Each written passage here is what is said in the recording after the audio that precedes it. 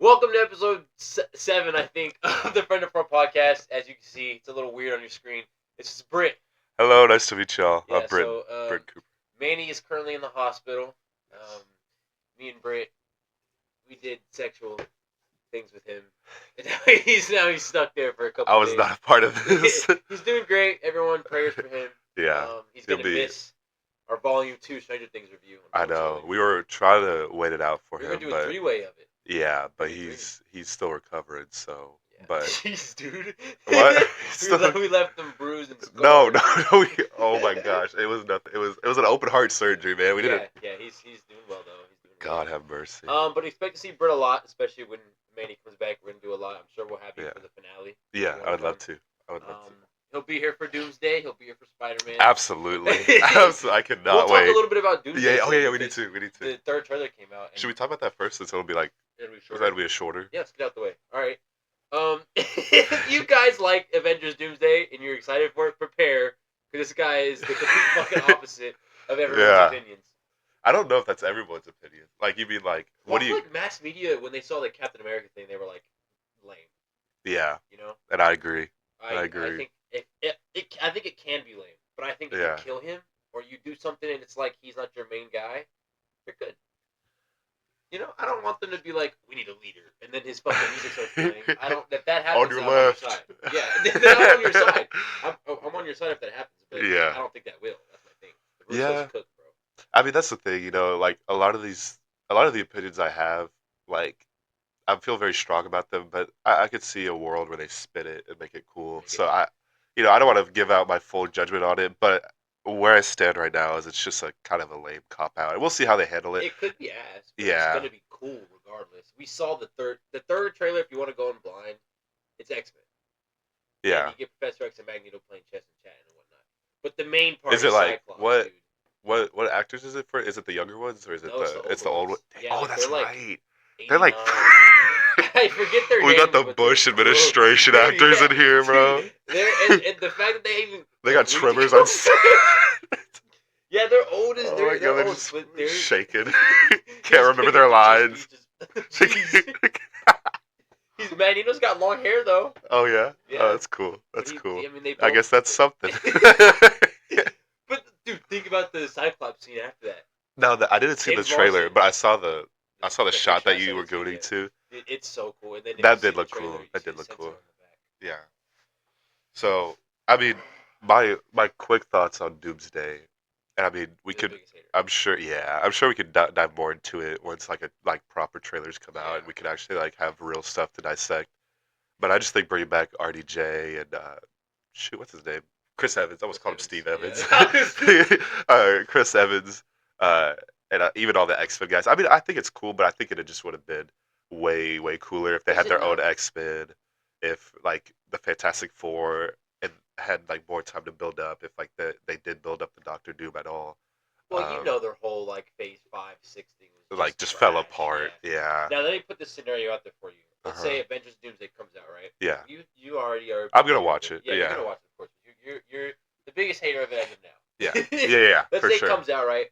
And the X-Men are just used to show like Doctor Doom's power. Like they power scale him early. He kills all the X-Men. It's like the Illuminati. Yes, he kills them early on.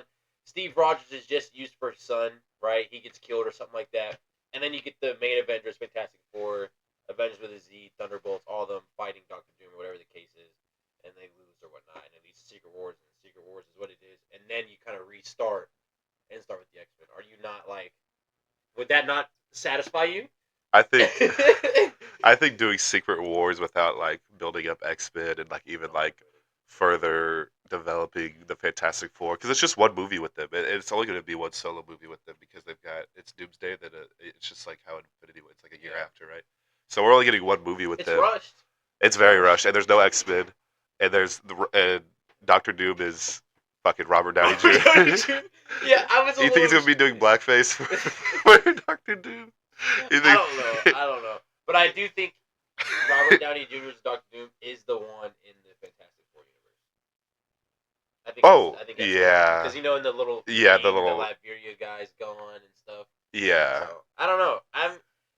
I'm nervous, but I'm optimistic. And I love the Fantastic Four movie too. Like I thought that was a really good movie, and I thought it's my movie of the year.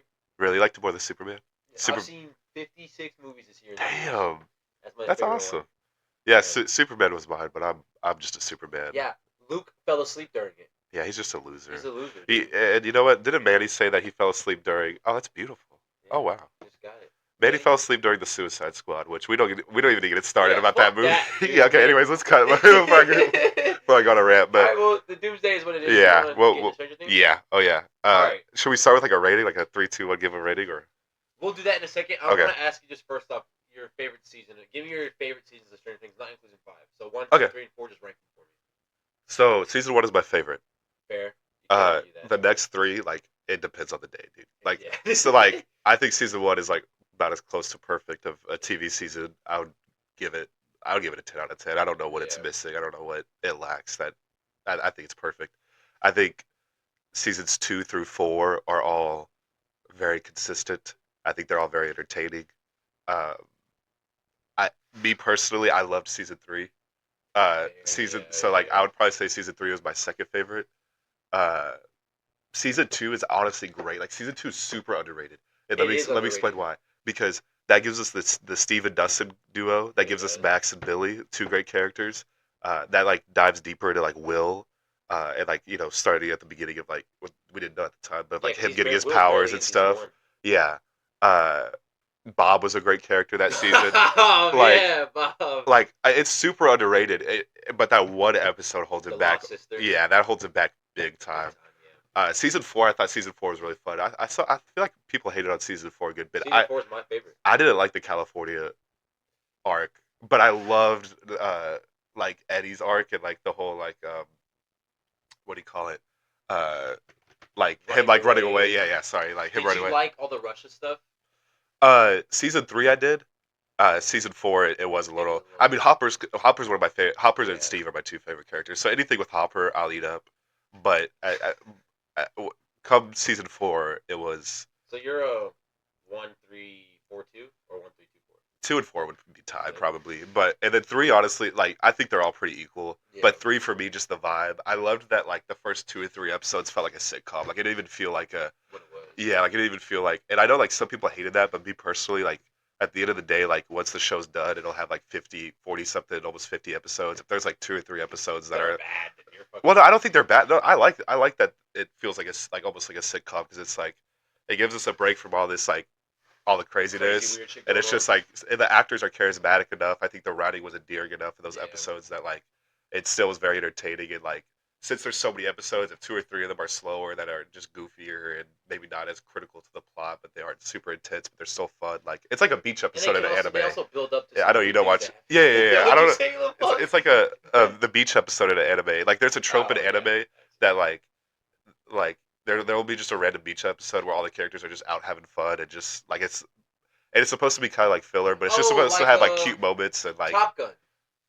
In Top Gun, I haven't seen Top Gun. They have a beach scene where it's just everyone having fun. Yeah, it's literally like that. Yeah, and the beginning of season 3 literally felt like that, but then it started to ramp up. I loved the mall. Starcourt. Yeah, I loved Starcourt. There were some really cool moments. Robin is one of the best characters that they added. Her. Really, I think in the new season she could be a little. She could be a. I mean, she's so great. I love her and Will. I love like the mentorship she has with Will. But she definitely the jokes with her. They definitely like. There's a joke she made in Volume 2 that. Was there's some, but just in general, there's some jokes she makes that are just like whenever she's like, me personally, I like dick. It's just like a little. Fuck you guys. That it's just a little like. Ever. It's just a little like. I don't know, but don't get me wrong. I love Robin. In season 3, she's amazing. There's not a single character I think that is. Is off. Well. There's one character I really don't like right now. On the count of 3, ready? 3, 2, 1. Jonathan. Oh, that's my boy, dude. What does he do? Nothing, dude. In season 1 and 2, he's so like you're rooting for him so much. Like his brother's like dead, and his mom can't accept it, and he's like just this sweet guy who he makes mistakes and everything. Oh, and then he stalks you. You're naked. I'm taking pictures. Okay, that was not good. Yeah, that was obviously not good. But we've all been there. I'm joking. Oh, but then he finally everything's happy. He just starts doing weed all the time. Yeah, and he's just the baddest girl in the show. Yeah, and he's just like this burnout arc that he's on. I just don't like it. And like him and Will, I was thinking like in the last season, him and Will would have more scenes, and it would be, would kind of return to that dynamic. But they barely have any scenes. Yeah. But yeah, If you want, we could just Going unless to volume there's 2. You ready? yeah. All right. So our at a 10 score for Yeah. Stranger Things Volume 2. Ready? 3, 2, 1. 4 out of 10. I'd give it like a 5. Yeah. Okay, I'm pretty low. Okay, But I let me thought make you'd this like clear it. though. Yeah, I'm low on it, but there are such great moments. there are Like some I good think I'm moments. actually at like a 6.5, 7. That rose Because quickly. I know, because the more I think about it, I'm like, Uh-huh. I like this, but then I'll think a little deeper. I'm like, I really hate this. Yeah. And episode 5 is okay, you know. Uh-huh. Episode 5 is cool. Yeah. Shock Jock is all right. It has its moments, but then Escape from Camelot, so whatever it's called, Yeah. is really good. Like episode 6 was dope, and then we'll get into episode 7. You know, but I mean, it's whatever. The majority of people are low on. Yeah. I think so. Like the theme with like Stranger Things, like I feel like for a lot of fans, there was a certain point where Stranger Things lost them. Like some people thought Stranger Things should have just been one season, and ever since then they thought it fell off. Some people there was an obvious vibe switch from season 2 to season 3, and like so on. Like there's just a complete utter like total shift since then. And I personally still enjoyed season 3 and 4. I enjoyed the first volume of season 5 as well. But yeah, this lost me, man. I think this was the worst stretch of episodes in the series. I think I mean, obviously the Lost Sister episode was bad, but as far as like a stretch of episodes, I think these 3 episodes like dropped the ball. Was so good, dude. You know, and you could just skip that. Like now, yeah, you can because it has like now, like even though Collie's back, like but you don't does even that matter? no, Does yeah. her character is nothing but a bitch. Yes, the whole I know. No, Jonathan is above somebody. He's above. That's Collie. true. That's true. Dude, Fair enough. But if like real main characters, yeah, you know. Main character but she's awful. And like Collie, like it was so clear that they were trying to give her like an Andrew Garfield Spider-Man treatment, which like I was willing to give it a shot. I was like, okay, like I wasn't expecting this. Let's see what they like. I imagine they know that this isn't a very liked character, but they're trying to give her like an opportunity, to have redeem herself and be an enjoyable character. And she's just a whole lot of nothing again. She's just a whole lot of. I'll see like TikTok reviews. I don't know if I should be saying this honestly. Yeah. But I'll see like where it's just like your average dad watching the show, and he'd be like, "Who's this Indian boy?" And then That's insane. Really pissed at them. That's insane. Now Kali's by far my least favorite character. You're absolutely correct on that. And I get the vibe switch, and I've never really complained about it too much because I've kind of felt it. I've understood it. Yeah. Like if you watch season 1. And then you skip to season 4. You're watching Hopper in Russia cutting off a Demogorgon's head with a sword. It's different. Yeah, for sure. I mean, it's 10 years in between. Yeah. So I'm not really. I never. Yeah. To be honestly, I love like the Scooby Doo feel of like season 3, 4, and like the first half of 5. Like, but they've got a really heavy handed in it. And, like literally every like second or third scene is literally like, we need to wait. I discovered this. The popcorn it pops, and then we can kill the Demogorgons, and then we can. Are you tired of? In Stranger Things, right? Yeah. The comment just where it's like they're sitting there and they need a plan. And it's this chocolate bar that I unwrapped actually has a map on it. Yeah. And we can go from here because they've been using it since season 1. Yeah. I mean, the only one that actually is kind of smart and uses their brain is Dustin, of course. He has real plans, but when it's this popcorn popped or they made me think of this. They're figuring something else is helping them figure something out. Yeah. It's the same kind of shit over and over again. At some point, you get a little tired of it. Yeah. Which is, I mean, and then you got Robin just saying dumb shit when it comes to plans the whole time. Yeah. But, no, you're right. This is definitely the worst stretch of Stranger Things, and it's sad. It breaks my heart. Yeah, because Volume 1 was strong too. Dude, Volume 1, Episode 4 is up there with my favorite episode. Yeah. Like it was strong, bro. And they just lost all the steam. Yeah, it did. My favorite episode in Stranger Things is the finale to season 4. Yeah. Eddie and all that. I know some people are like, the massacre at Hawkins at the lab, or whatever is the favorite episode. Yeah. Which is fine. That's completely fair. But the finale, and then I watched season 5, episode 4, and I was like, damn, this is like up there because I'm sitting there watching, freaking out when Will gets powers, and like the whole build up to that was dope. And it was just like, you lost me with the next episode of Shock. Yeah. I'm thinking everyone's going out saying Steve's dead, blah blah blah, all this. And then all you get in that episode is bad acting from Noah Schnapp going like fucking tweaking out. He became a tweaker. Yeah, but the moment's cool. They prescribed him Vicodin. Yeah, and then he was like, but like, dude, and like, this is a problem I have with this season. This is a huge problem. When you watch the trailers, there are so many moments where it's like, holy, I can't imagine what led to this. Like the scene where Nancy's like washing her like the blood off her hands.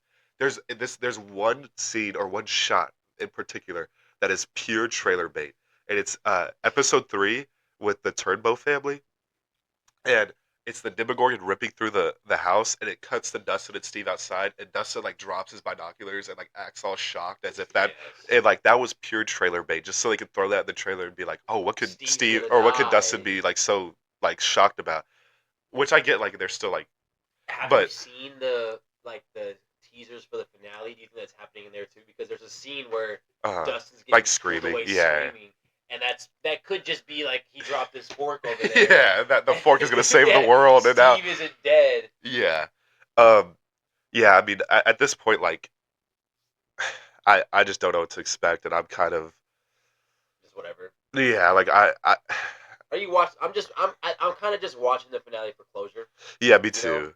Because this really, the hype I feel like is down. Yeah, and the tension isn't there. Like I don't even like, and this is another problem I've had with this season. Like, so they'll like explain it, like whether it's like a scientific, explanation to the upside down, whether it's like the plan that how they're gonna get, get the kids out from the military or whatever it is. And I'm like, when they're explaining it, I'm like, okay, this makes sense. I get it. When I get to the end of the episode, I'm like, how the hell did we get like how is any of this like happening right now? Like how is this working? And I'm just like there's like so many like like logical loopholes they have to jump through. Like you have to jump through as an audience member just to be like, okay, like sure, this makes sense. Like but that never gets me. Like when you're talking about breaking the kids out of the military, it's like the Mr. What's It, like sing and stuff. Like I mean, it was really funny. Yeah, I don't think logical when it comes to no. I don't mean like specific like yeah, I think that's funny and stuff, but I just mean like where are these tunnels? Like how do they think of to get these tunnels? Like I'm just like it's just they get under the base. Like yeah, and I'm just like I don't know. Like there's like. And like, don't get me wrong, I love the goofiness. Like, I'm not gonna be here like, oh, I think every season should be miserable and like dark and like gloomy. Like, I just think there's so many like whenever they're explaining something, they just explain it so fast, and the editing is so quick and just choppy, and then all of a sudden it just happens, and you're like, I'm watching. Like, I guess I'm with it. I guess this is what's happening. Yeah. But like, this is the most sometimes I get confused. Too. Yeah. Oh, dude, like, episode 1 with the bullies. Dude, that was bad. And he was like, yeah, that was a bad scene. The guy walks in and goes, "Hiya," or something. Like yeah, and then Lucas and Mike just like walk up and like, if you put me back there as an actor. Oh, you're talking about the very opening too. Yeah. I'll kick you in your other balls. Yeah. Oh yeah, so you can't. Cringe, yeah. It's cringe. But the dick joke was funny. Like I'll soften it. Acting, come on, that's good stuff. I love that joke. But I mean, like, look, when we compare Volume 1, what do you give Volume 1? I would say probably like an 8. I'd give it like a 9. Yeah. Right? If you go from a 9 to a 6, or from you for an 8 to a 4, that's a bad leap. That's a bad leap. And there's a big thing in Volume 2 that we'll save for a little bit later. My biggest negative of Volume 2. And it involves the last episode and what happens in the last episode and whatnot. Because I think that's truly just utter bullshit that you do that. And no, fuck it, we'll go to it now because I just want to get off my chest. Okay. Will coming out, right? Like I would get it in the sense of a show, right? And then, but like you're saying, okay, look, you have to come out to your family, forcing Will to come out, or Vecna's going to use it against you. Yeah. So he's being forced to come out. Yeah. Like he wants to at this moment, right? Yeah. But he doesn't just come out to his mom. Yeah. He comes out to his fucking science teacher. He comes out to Vicky, some random girl he doesn't even know. He comes out to Kali. He comes to all to Murray. To Murray. Yeah. Murray doesn't care you like Vicky. Yeah. He comes to all his people, right? You see the Murray and Mr. Clark edits? Sorry. Yeah, dude, that is so funny. They're great. I hope they're like, we need to shoot something right. Like if it has, we need to shoot something right now to make this canon. But so you do that, right? Yeah. But 5 minutes screen time before he comes out, you establish the world's ending tonight. Yeah. Whether we win or lose, people are gonna die. Something's gonna happen. Right. Why is him coming out 10 minutes long, taking up so much time, and just like you're making this climax that the whole show from season 1 to now has been about Will being gay and being gay is his superpower. He's gonna go kill Vecna because he takes dick. That shit bothers me, dog. Obviously, I'm kind of coming off strong on that part. But I also think the acting in that scene is very poor, but from Jonathan, from honestly from everybody. The writing, like just I think so, and this is kind of something I feel about season 5. This is how I felt like after Volume 1 and Volume 2, even though I hated it. I still kind of feel like that. I feel like they needed more episodes. Yeah. I'm feeling that too, and I feel like, and like I wouldn't mind. I, the main problem with that scene is that yes, he comes out in front of all these people that he doesn't know, already coming out in the '80s. You know, coming like screw in the '80s, like even today, like you're still gonna face some like, you know, Backlash. back, especially they're still what like 15 or 16 or maybe 17. I don't the main 15, group, I think they're 15 or 14. and so like So. you know yeah, so to come out to already, and they're his best friends, and at that point, like I feel like their characters are clearly mature enough to accept that. Yeah. But yeah, coming out to all these different people that he doesn't know, and it ruins the moment because like his relationship with his mom, with Jonathan, like with the main group of boys, even with Robin at this point, like it's If it's so just them, yeah, like it's so much better. yeah, because it's so like especially the parts where he's like what was he saying, like I like Don't fuck you. pizza or whatever. Oh, Well, like I'm sorry. what? I thought you were gonna talk about Mike. Oh no! But I'm saying like the parts where he was like, I like all the same. Like I'm still the same person. Yeah. Like I'm I'm still still playing D&D. yeah. I Like still all this. I'm still Will. Like I just don't like girls. Yeah, that scene. The dialogue is so bad. I don't think. I mean, like I think I it's don't like girls. Well, I do like girls, but I don't like girls how y'all like girls. yeah yeah. You know, But like I also think what they were going for was like an awkward teenager in a very uncomfortable situation, not really which they knowing did. how to Yeah. perfectly Say I'm gay. articulate. Yeah, and like I've obviously never come out as gay, but like I've had difficult conversations, and I've definitely instead of being like, "This is it, this is how I feel," I've been like, I say the other thing. You know what I mean? Like I say like, you know, and so I definitely get what they were going for. And like I said, I think if maybe this happened a little bit earlier, or maybe if the stakes were a little bit higher, and if there less people were in the room, I like the writing itself. I don't have a problem with the Will's Noah Schnapp's performance. Yeah, like I think it did what it needed to do. Do you understand? I don't know if this is maybe I missed something and I need to rewatch the episode. Yeah, I don't get how Vecna's using Will being gay against him. you Was it just because he knows everything he's keeping secrets? How is because that's what they're saying in the yeah, episode. yeah. He's That he using, needs to come out so he can like get it off his chest, so that way he can't. He can fight Vecna now, or like Yeah. Vecna can't control him. I don't understand that, and then to make that Yeah. the main thing, I feel like it's Yeah. so dumb. And you're going to get that in the finale. You're Yeah. gonna get something where he's like, I've said everything. Like I've gotten all the shit off my chest. I've come out to my family. I'm stronger than you. Yeah. You're gonna get something like that. Yeah. And that's I like Will, and I think Will's dope, Yeah. and I love when he uses his powers. But Dude, if it's you're doing cool it with like the eyes that, and stuff. it's Yeah. dope. But I don't want it to be corny. I want it to be Yeah. like, you know what I'm saying? Like how it Yeah. was in episode 4, badass. Because that was the best. That's the best scene in the show. Period. You think so? With It's one of the best ones dude, for the sure. Robin speech overlapping and The showing Will as a kid and meeting Will the Wise, Mike and everything, dude, and truly building most- the yeah. I was tearing up. Yeah. That's It the was a most great beautiful thing I've scene. ever It seen was a ever in great the scene. show. And like that's how you know the Duffer Brothers can do that. Yeah. You know, so don't give us some corny shit in the finale when you gave us the same thing in episode 4, but it was perfect. Yeah. You know what I'm trying to say? Yeah. And it was just, I don't know. And did you say that Volume 2 had like 4 hours cut from it? Really? Yeah, out of all How's that the even episodes, possible? dude, 4 hours? There's a lot of shit cut, Netflix cut. There was one part where it was very clear, like right before Will was coming out, Mike and Joyce were gonna have a conversation, and there was definitely a scene between them cut. Oh, yeah. Yeah, Like- of course. I mean, they said a bunch of like characters had their own little like arc things going on, and they just cut it all. Got rid Yeah, of it. yeah, because you could.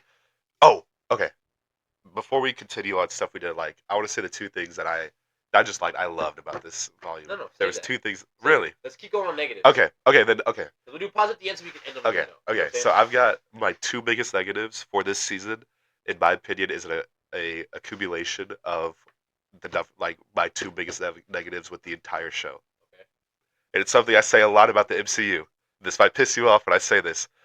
The Duffer Brothers are afraid of consequences, and it shows up in two big ways. It shows up in deaths or the lack thereof, or faking deaths, which I'll get into, and it shows up in the relationships. The fake out deaths are bad. So we have now, in 5 seasons of television, we have faked out killing 6 people. Will at the beginning of season 1, which I'll give him a pass because the whole plot is like we all know Yeah, Will's we not all dead. know he was not dead. 11 at the end of season 1 though. Hopper at the end of season 3. Max at the end of season 4, and then the Wheelers at the beginning of the season. Wheeler's still being alive is dumb. Is really dumb. You can put Joyce in there. I mean, not Joyce, Nancy in there. When Vecna has Nancy, he's literally staring at her. Like, Yeah. I mean, you can kill multiple people, and they fake it out every time. And the plot armor. So let me. Oh, don't forget to add Jonathan and Nancy and now. Nancy just now. But I mean specifically of like filming a scene where it's like they're trying to make you believe that this character's dead, and then like taking that back because they want you to feel the emotions of like, oh, like this is what would happen if Hopper died, but we don't actually want to kill Hopper. We don't actually want to deal with the effects of killing Hopper, so we're gonna bring him back. Same thing with Max, uh, which I want to get into Max as well because I feel so bad for Max's character and her actor. But we could get into that with my positives because there's one. Yeah, there's one. It's obvious what the pot. Everyone loved that part. But anyways, uh, yeah, they're just terrified. And like in my opinion, season 3 killing Hopper would have made complete sense. And I love Hopper's one of my favorite characters. But like it would have made complete sense. In season 4, killing Max made zero sense. It made whatever like you had that scene where she's fighting for her life and like running up. That's one of the that might be my favorite scene of this show. That might be my and like to have her fight for her life like that and then just fake kill her, put her in a coma, and then I'll get to her arc in this season later. But that one doesn't bother me. That one bothers me bad because with her dying, you get the Lucas acting scenes where he's in the attic alone screaming. Well, yeah, the acting is great, but that's what I'm trying to say is like they want to because they want that scene to be in the show to be like, oh, this is how Lucas would react if Max died, and we're gonna get all these TikTok edits and these sad edits, and that's gonna boost. I'm being serious, and it's gonna boost our show, and like, and everyone's gonna feel the emotion of Max dying, but we don't actually want to kill Max. No. That's the point. Is like we didn't like no one thought 11 died, but like yeah, because there's that split moment where you think 11's dead. There's that split moment where you think Hopper died, right? And then they at the very there was like that post credit scene Hopper in and the rusher, yeah, but like and there was that post credit scene where like they were like, oh, the American like captive or whatever, which made you immediately realize he wasn't Hopper's dead. Not dead unless you were clueless. Yeah, but the point is like they're trying to and like that's the same reason why like at the beginning of season 4 they still let 11 believe that he's dead. Uh, yeah, I just hate it, and I think at this point, like I want to compare this to Infinity War to Endgame because I think it's actually pretty comparable because these are two franchises that have been around for a long time with a big cast of characters, and the way specifically Infinity War handled killing people was perfect. You start with Heimdall, right? Who's a low stakes character who people don't really. But fans like us love Heimdall. Yeah, exactly. And you kill him immediately, first scene, and you're like, okay, like this is serious. Like the stakes are high. 30 seconds later, Loki. Right. Then you kill Loki, and it's like, oh, like they're not playing around. Like these are two big characters that people love, and then they give you some time to breathe, and then they give you some more comedic scenes. They build up the plot. They give you more character moments, and then boom, they kill Gamora. It's like, oh my god, like this is getting crazy. And then same thing happens. They give you some more time to breathe and sit with that death, and then boom, Vision. And then it's not really comparable with the snappy people because they didn't die. But also, let me ask you this question. You're right. You're absolutely correct.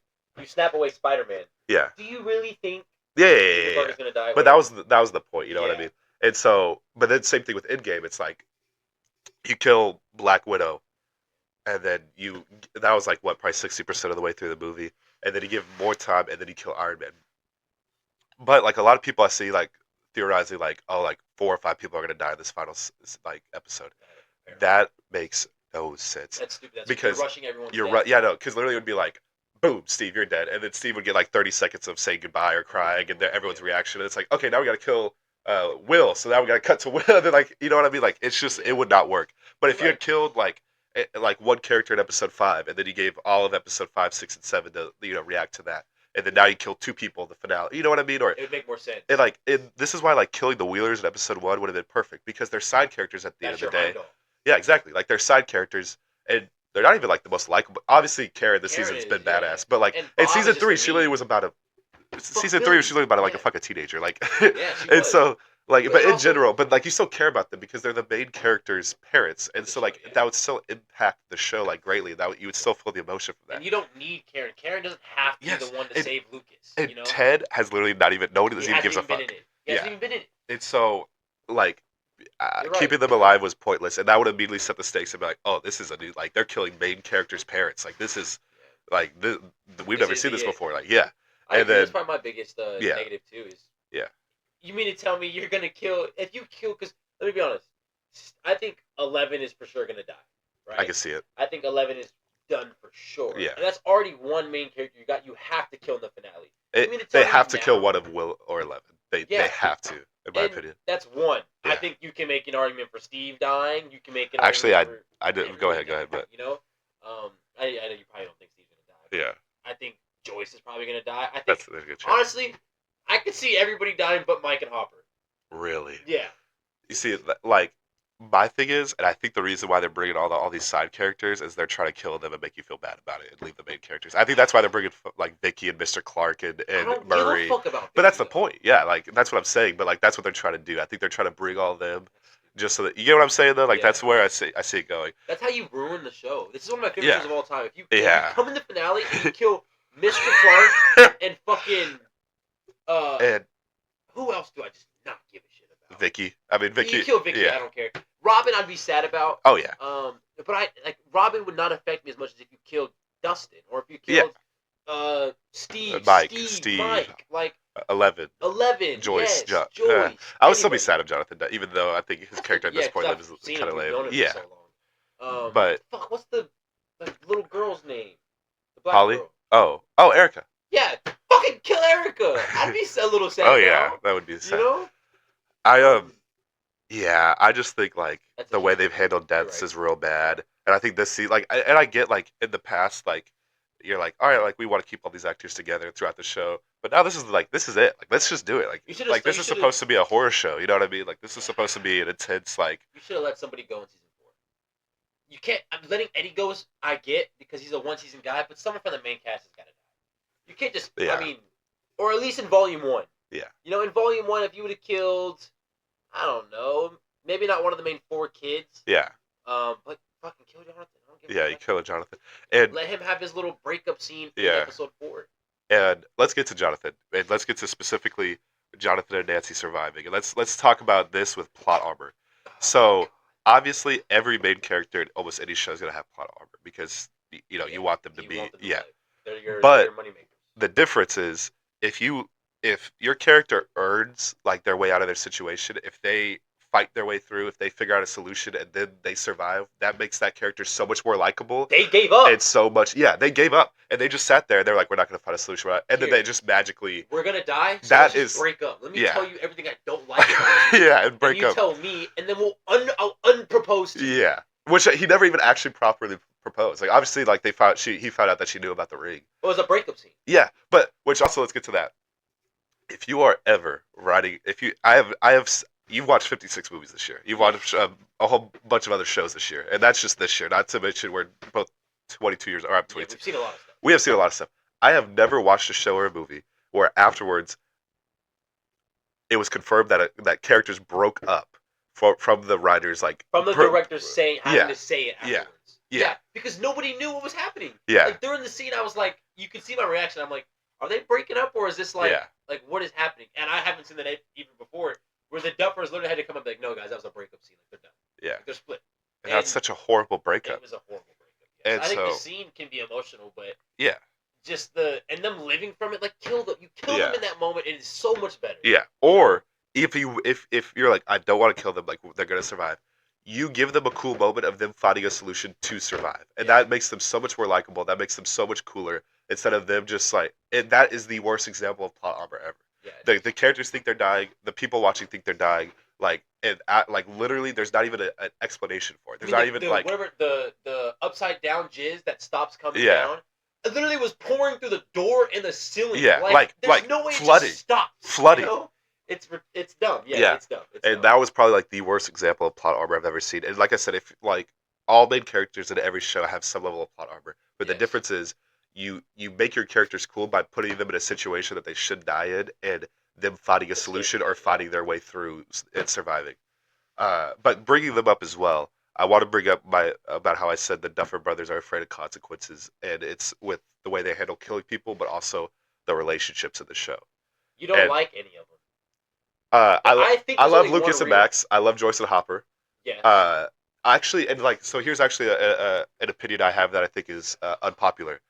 I think Nancy, like, being single, not being with both of them, is a good. Nancy needs to go do her own thing. Because her and Jonathan have just fizzled out. But I think it would kill Steve's character development if he got back with Nancy. So honestly, like, I think it's a good, what's it called, misdirection or a good twist. Is like build up this love triangle and her being like actually like I want to be single. In this season, you see her talk about when Steve brought up the 6 kids, right? Yeah. Like, I don't want that. Yeah. But also in the other season when her and Jonathan are working together, you see that she's all about her business, all about her work. She's super focused on that. Jonathan's not. Jonathan's getting high and just being She doesn't a loser. need to be with anybody in that show. Unless I wanted to say being a person we know so bad, but I'm not gonna. But yeah, I agree. I think that relationship. I think they handle that well though. Yeah. So I didn't actually mind them breaking up, and I didn't mind Nancy. I thought that was a good twist on a love triangle is her, and I think it makes sense for her character the way they built her up and the way she cares about her job and her career and not wanting 6 kids and but at the same time fizzling out with Jonathan. Like I think that made sense. I was cool with that. But and this is where we're definitely going to disagree. So I how do I explain this? At the end of the day, when it comes to Byler specifically, no. Listen. You gotta hear me out. And I know you're amongst the people who think like Byler fans are delusional, right? You are. So, okay. So, Payne, let me explain it like this. If you ever have a protagonist in your show, and you make it clear to the audience that the protagonist, a character that's likable, you think Will's a likable character, yes? Yeah. So you make a protagonist, you make it known to the audience that a protagonist has romantic feelings for another protagonist. Naturally, people are gonna ship that. Am I wrong? Like just no, you're right. Yeah. But you don't see that until season 4. You literally in season 1. No, that's not true. Yes, it is. In season 1, you see Mike saying, "It's not my fault you don't like girls." That was season 3. No, that was season 1. Is Mike says that, or season 2? It was season 3 because it was whenever like Will was all mad because they didn't want to play D&D with him, and Will was like, "Oh, you just want to swap spit with some dumb girl," and then I'm pretty sure that was the scene where he was like, "Oh, it's not my fault." No, because in the scene I'm talking about, they're kids. They're literal like it looks like they're in season 1 or 2. Yeah. Either way, the show starts with 11 and Mike. Yeah. It is stated in the very beginning that 11 and Mike, look, he's the only one that cared for her. Everyone else was bullying 11, while Mike was like, nah, I kind of want to fuck this girl, right? Okay, they were 12, bro. They were 12, chill. I kind of want to be with this girl.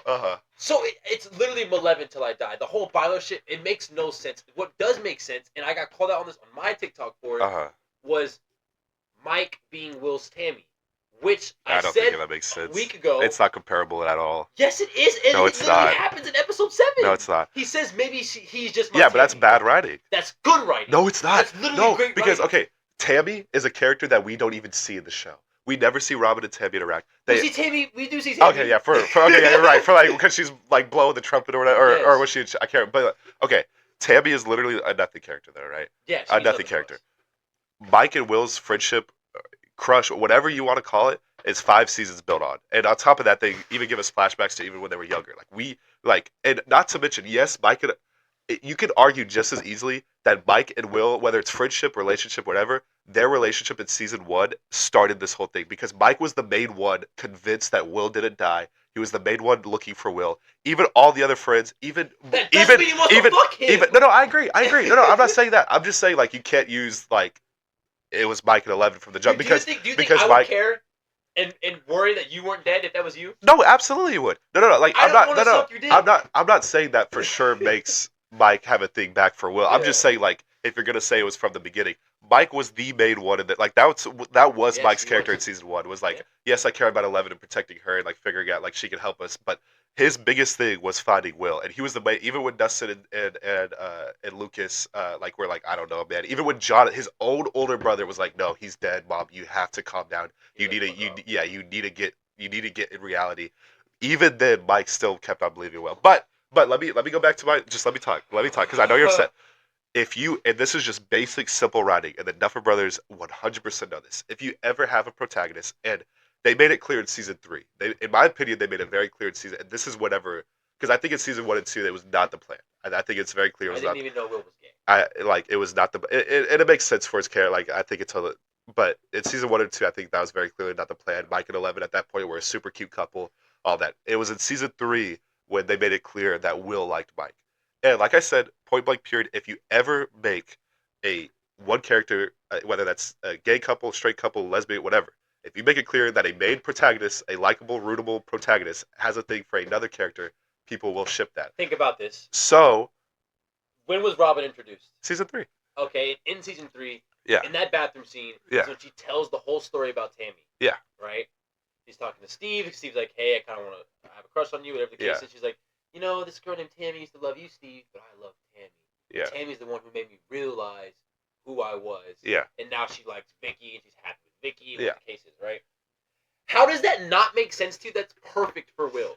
Will's like, yeah, this I've is always so liked this Mike. is such a frustrating conversation. I like Mike, yes, whatever. He's the one that made me realize my feelings, and I can come out and be comfortable with that with my family, right? Sure. And then he's just gonna go find his Vicky. Like, he'll find somebody eventually, but it's not fucking Mike. And at no point in the show was it ever stated or showed that Mike remotely felt the same. Because he gave him a light tap on his shoulder in season 5. No, that's bullshit. Byler makes zero sense, and I think, listen, I'm telling you right now, there's 2 ways you could ruin the show for me. It would not ruin the show. You make it a dream, you make the whole thing a D&D that would game, actually be horrible. Or you fucking do Byler. That is not even comparable at all. Dude. Okay, look. It makes no sense. Look, okay, first of all, before I even go on this rant, at the end of the day, I don't care who Mike gets. It doesn't make or ruin the show. It's not happening. It's confirmed not happening. Okay. Just slow down. So you're getting too emotional right now. So at the end of the day, the show is not going to be ruined for me if he gets with 11, if he gets with Will. I don't care that much about it.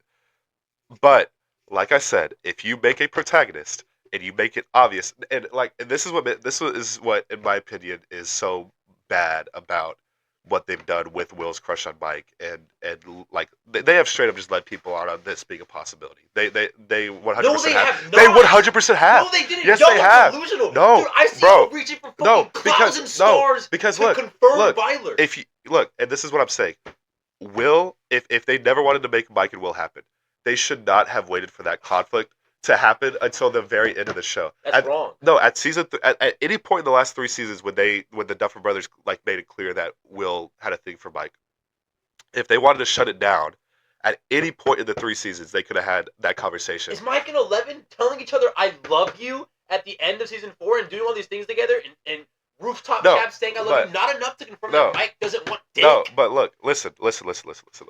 You're yelling too much. I fucking hate Byler, you're yelling way. This is affecting you way too much, man. You're getting red. So, look here. This is my point. Yes, obviously Mike and 11 throughout since season 3 have had scenes and had chemistry and had cute moments. Right. That's not what I'm saying. What I'm saying is, if at any point they wanted to completely shut it down, Will and Mike should have had that confrontation before the very end of the show, and that's no. You're not even listening. You're not even trying to understand. Because I'm right. No, you're not. No, yes, I 100. No. From a writing. Right?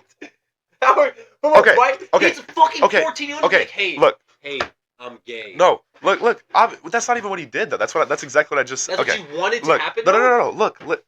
This is impossible. That's what you're this saying. Is impossible. I'm just saying if they wanted to fully shut it down. Will not draw it out to this big thing because Katie admit this. Will clearly liking Mike for 3 seasons now. For 3 is drawn out. I started seeing the Will liking Mike in season 4. I think if you rewatch season 3, you would. I'll notice. Yeah. I do think it's drawn out. Because I think it's annoying. Because in season 3, that's when he was crying at the what was the tree house or not the tree the little house what's Castle Byers. That's when he was crashing out, and that's whenever he had the argument about swap and spit. At least that's when they made it very clear he was gay, and obviously Mike being the main one that he was feeding trying to get his attention for those moments, it made sense, right? It is drawn out. You're right. Yeah, and so that my biggest issue with it is that if it doesn't happen, in my opinion, they should have had that confrontation and that conclusion and that resolution like season 3, literally before because. And this is still the truth. Mike does not know that Will likes him. Obviously, he said that he likes somebody, and if anybody has a brain, they should be able to realize that even the people in the show. Yeah, that they should all know. But they have not had that conversation of dude, I've literally had a crush on you since when they'd be 6, 7, 8 years old. So stop, don't laugh. Yeah. But that is my issue with it, and that's why whenever people are upset that they've drawn it out, they've done this and that, I get it because in my opinion, if you're going to have a character, a protagonist, like another protagonist for so long, and then especially if they don't talk about it at all, and that was the conclusion, it was just, I just realized I had a crush on him, he didn't like me back in whatever. That, in my opinion, is a waste of a whole lot of scenes. Especially if you're not going to at least have like an emotional moment, like a direct conversation of like, hey, this is how I felt about you. Even if it is like Mike letting him down easy. Like I said, the show is not ruined for me either way. I just think I think it is like queer baiting to the max that they have drawn it out for so long, that Will has liked him for so long, and then at the very end they're gonna pull the plug and not Look, actually go through with it. That is my. And I understand where you're coming from. First of all, I want to say Will's a total asshole for doing all that shit in front of 11 as well. Wait, doing what? Talking about I really like somebody in this room and his girlfriend's right there. I disagree with the whole queer baiting because at not a single point during the show do I ever think that there's the slightest bit of evidence that these two are going to end up together. I think there's always the evidence that Will likes Mike, but never the repercussion in the thing that Mike likes Will. Yeah, but never. But also, to be fair, a lot of slow burn relationships in TV or movies are like that. That's the truth. They're kids, though, dude. They're kids. That's yeah, but like a lot, like because I mean, you can interpret things a lot of ways, right? Like if we, so like I said, like we can both agree, and I think even like the biggest Will and Mike fans would agree. Season 1 and 2, it was not the intention for them to have feelings for each other, right? But now that it has been said, Will likes Mike, you can look back at scenes from season 1 and 2 and be like, oh yeah, this is obvious that Will has a crush on Mike, right? No, you can't. No, you cannot. You would have First to just all, like Will is barely in season 1. Yeah. Barely. Season 2, I'd have to go back and relook, but not a single point during season 2 that I think that Will like Mike when I was watching. No, but no. Yeah, no, I agree because in the moment you're not made to believe that. If I go back and look at it, yeah, that's what I'm saying. Like if you like that is how like a lot of moments in most like gay, straight, whatever, like in most TV shows or movies, like this would not be the first time that like a couple were friends for a long time, that a couple, and then you look, and at the time you're like, oh yeah, they were just friends, whatever, and you look back and you're like, oh, that was like a sweet moment between two people. Like that can definitely be seen as someone having a crush on somebody. That can definitely be. Sound so homophobic right now. Yeah, you definitely do. You definitely do. I hope you do. And I don't agree with the word he's saying. I want to let that be known. As my first appearance on this podcast, I do not. Look, dude, I love Robin and Vicky, and I love Robin and Will's relationship. I think Robin and Will, I thought that was a really cute. I think Robin and Will have addition. the best relationship in the show almost at this point. Oh, when it comes to friendship, no. like the way that, well, besides Steve and Dustin, but like in season 5, it's been showed they do because their friendship is awesome. Yeah. I just disagree with Byler. I think when you go online, you look at people trying to show you why Byler exists. It's like they're pulling at fucking strings. They're pulling at X and O's and fucking crisscross applesauce bullshit. What are some of those examples? I couldn't even tell you because they're so dumb. Look up a single Byler video and you'll be like, yeah. So okay, so like let me like further explain like my reasoning. Like whenever I say like you can have moments that like at the time you're like, oh yeah, these are just two friends, or this is just a boy and a girl who are friendly with each other that are messing around.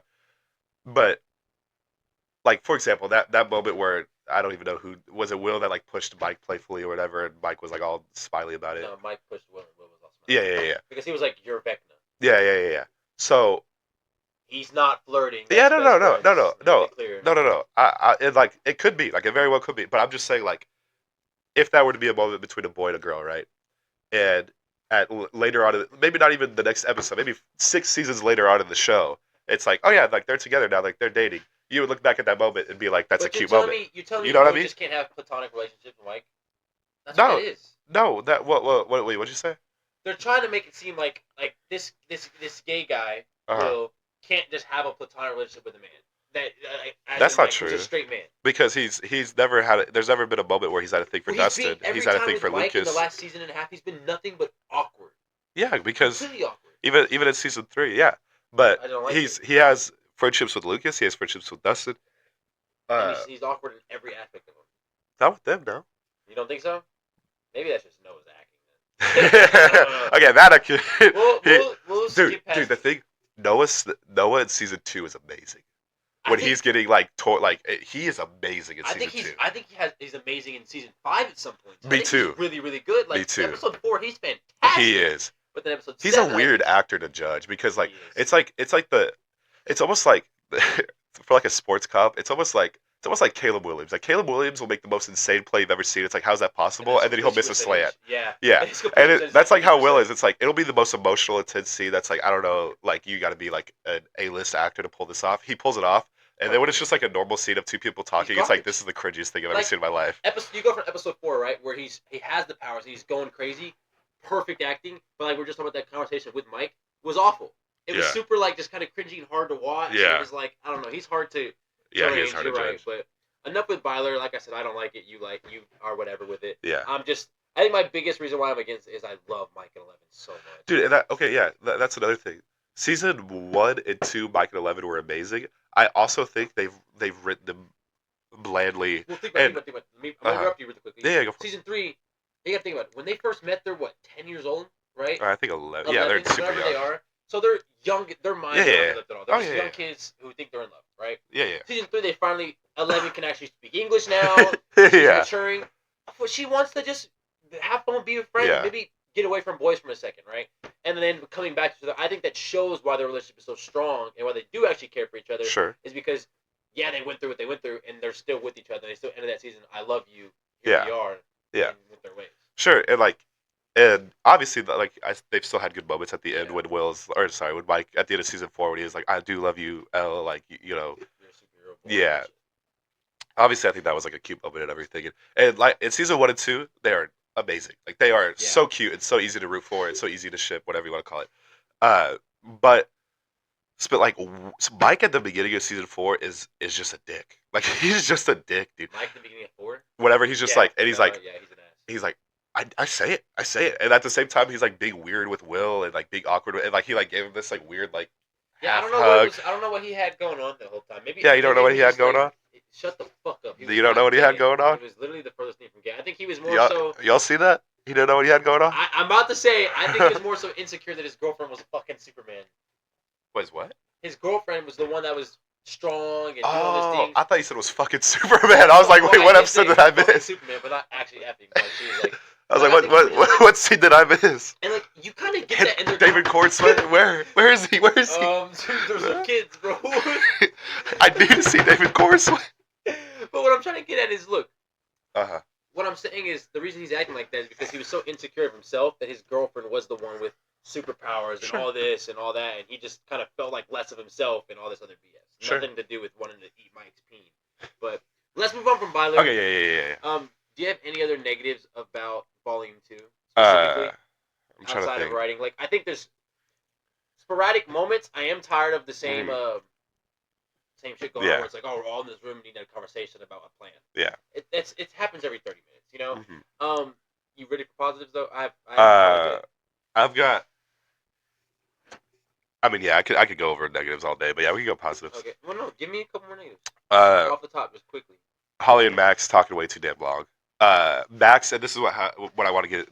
My Max rant is going to be a little bit long, but like I said earlier, like a big reason why that they haven't killed a lot of the main cast is like, oh, these kids grew up together. We've watched the actors grow up in the show, and like it's really cute. It's really cool. I agree, but you half kill Sadie Sink's character Max just to have her interact with an actor that she's never acted with before, and then make her hold on, and then make her have her interact with an actor she's never acted with before for a majority of the season, completely removed from the main cast, and then make her crippled for the finale and like not even useful for the final act. So it's just like you're wrong on multiple wrong. Okay. You can have a different opinion, but at one point did I say anything factually incorrect?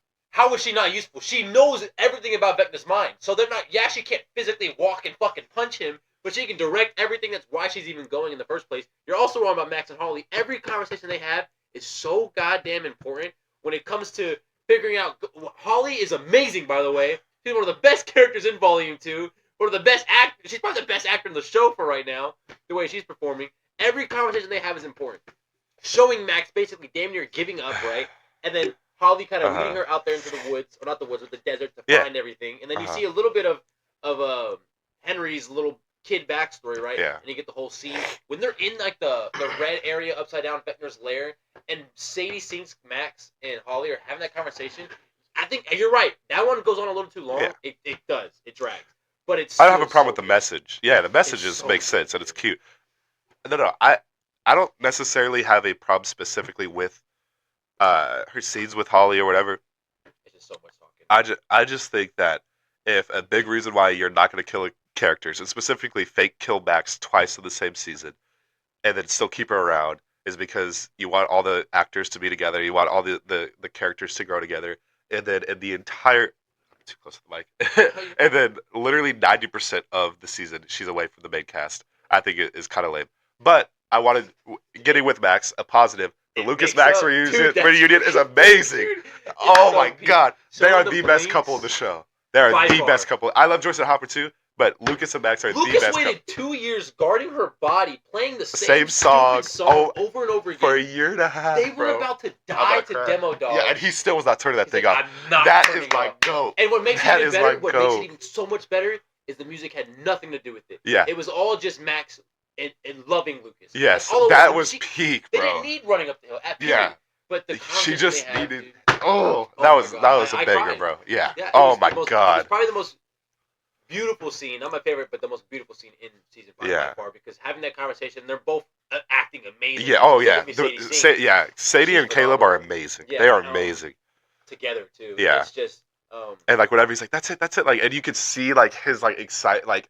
And just the way he dude, I could go on about that moment. So like it is just perfect. What there's a weird thing about it is like, you would think that people like 11 would get a better reunion with Max's character. Yeah, that part's best friends in season 3. That part's yeah. Lucas and Max got like the best reunion imaginable. Yeah. Everyone else, other than like I would love to get an 11 and Max. You know? Yeah. And the thing is like it would be one thing if like 11 was still on the upside down, like they weren't like they didn't even interact, but they did let them. They were just like, "Oh, hey, girl."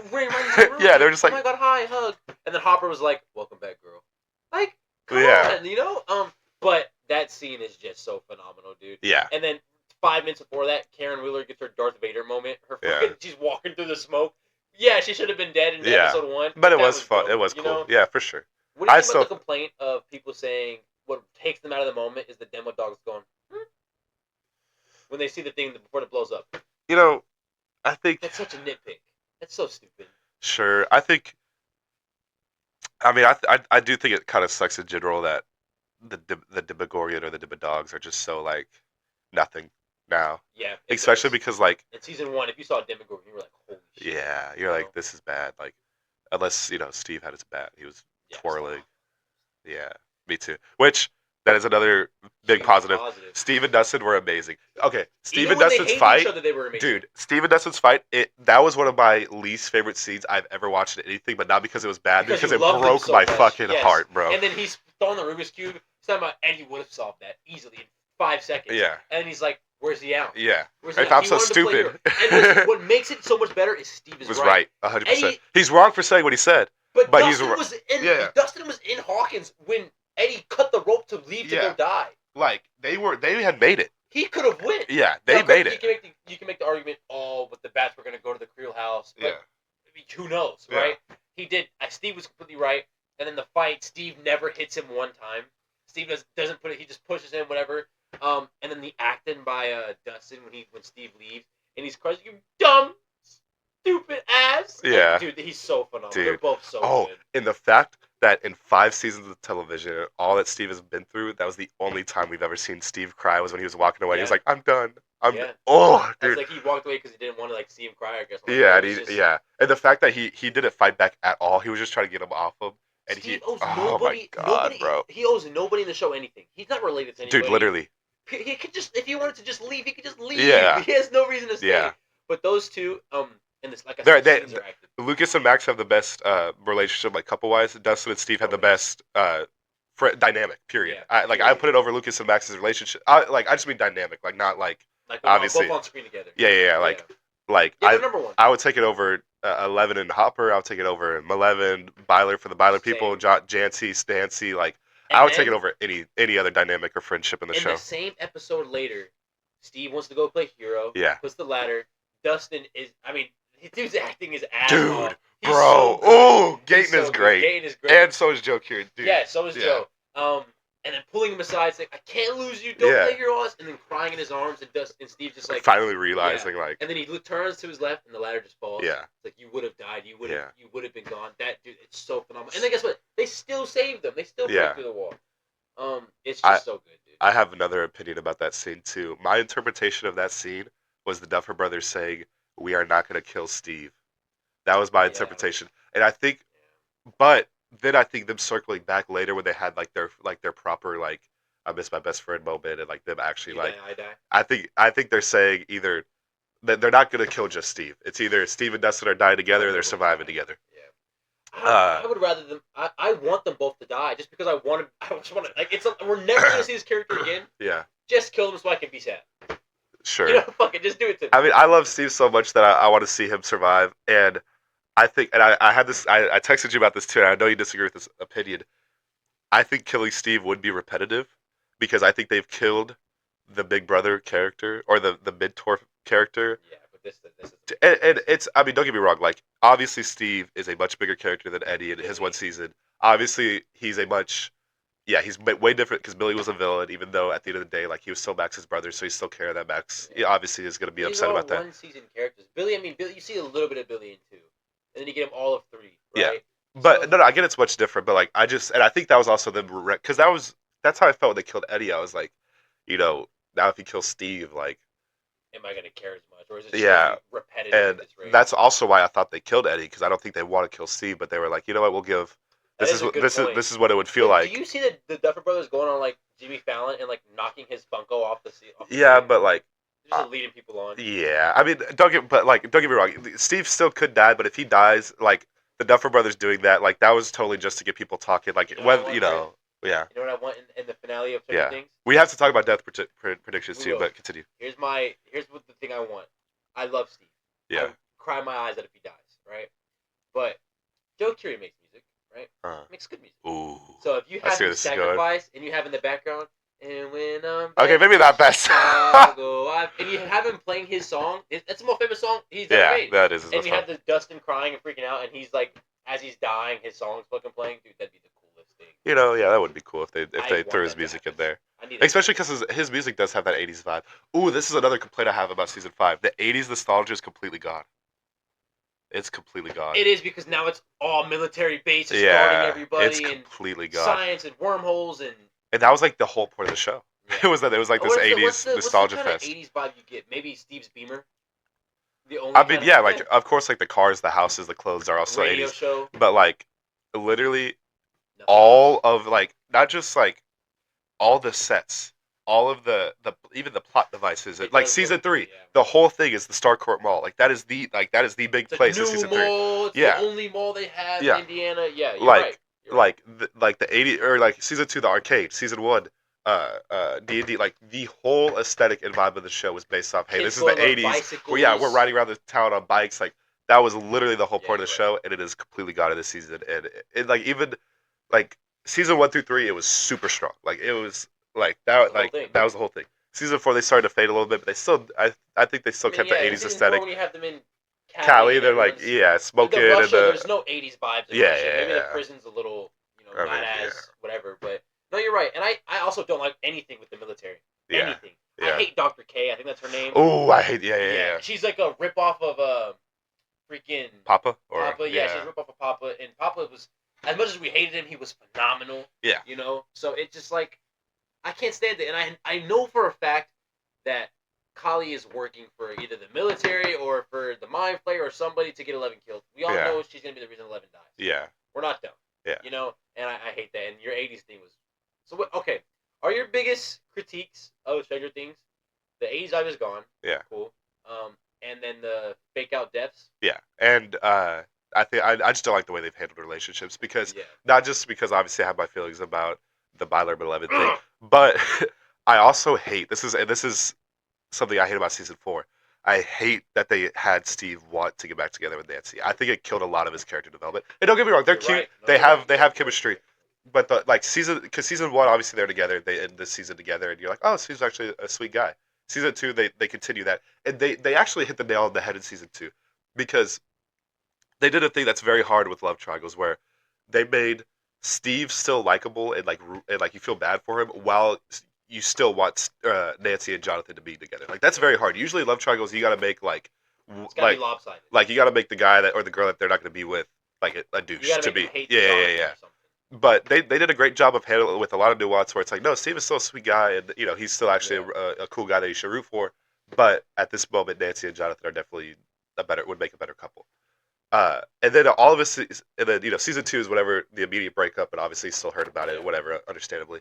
Season 3, then there's like a time skip, and then at the beginning of it, like he peaked in high school, like he's now just working at the ice cream shop in the mall, Yeah. and then he meets this girl that's just like, oh, she's cool, she's funny, and then it's like, oh wait, actually I have feelings for her, like, yeah, like. And then at the end of that, just her being lesbian, and then him accepting her and all that, and like his character development, I think was great. Good. It was great, but then making him revert back to liking Nancy, I think, kind of killed it. I agree. You're and right. then, especially at the beginning of this season, I literally think Steve and the whole entire show, the worst writing they've had for Steve was like at the beginning of the season when him and Jonathan were doing all that dumb all that running up the tower. Like that. I think literally in all 5 seasons, that is the worst they've ever written Steve. You're right. And I think also here's the thing, season 3, like there was that one moment where Steve like crashed the car and saved Nancy and Jonathan. Other than that, they don't interact. In most of season 2, they broke up in like the first 2 or 3 episodes. Yeah. After that, they don't interact in season 2. Like all of season 2 and 3, they didn't interact. And nobody was rooting for them anymore. Like literally nobody cared. Everyone was like, yeah, Nancy and Jonathan are cute, but Steve's still a great character. Nobody cared until the Duffer Brothers like made it a thing again. They were like, Nancy, yeah, and shove it down you. Yeah, and which is stupid for Steve too, because Nancy fully cheated on him. Yeah. Like, I don't know. Steve doesn't strike me as a guy that would be okay with that and want 6 kids with somebody like that, I guess you could say. So, no, you're right. I mean, that is bad. I kind of overlooked the whole... When I think of Steve, I think of Steve and Dustin. I don't really think of Steve. Yeah. So whenever I think of Steve, I always kind of attach him to that or attach him to the main group of kids. Yeah. I want to... their mom. Did we see Steve and Max at all talk when she... Yeah. And he was... They're the biggest friendship in season 4. Yeah. No, they're great in season 4. Yeah. And you don't even see them... I mean, yeah, the Max and Lucas is great, but... Yeah. And she literally wrote... When she thought she was going to die... She wrote him a letter. Yeah, she wrote him a letter. And just not to even have who was the one to go out there, to take her everywhere, to go out there when she was at the grave? The first and, like, try to wake her up? Yeah. Steve! Exactly. So, I mean... I don't know. Yeah. That's why it's they cut a bunch of shit. All of these problems are the main thing for these problems is that there's just too many freaking characters. Like there's just too many damn. If you would have killed somebody in 3. If you killed Hopper, then there's not this awkward moment where like Max finds out Hopper's alive, but like nobody. Yeah, like she doesn't even react to it. Give us a Hopper Max, but not a Max and Steve. Okay. And not only that, someone brought this up too. The only time Max and Hopper ever interacted was when Hopper like was fucking yelling at 11. Like that is the only time. Obviously, we assume that they've seen more. Yeah.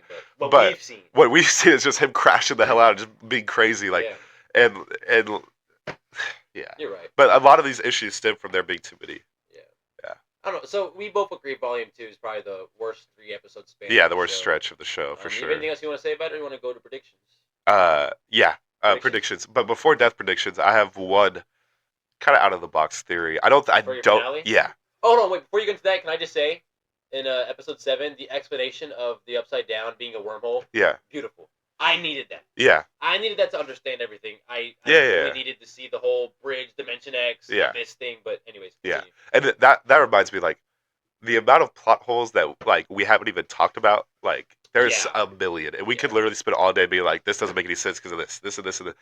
The one that just made me think of that is like this giant flesh wall in the Upside Down. In 4 seasons before, we've never seen it. And it. Hawkins is supposed to be a small town. Yeah, we've never seen it. And now all of a sudden it's there. Yeah. 5, no, you're right. That's you.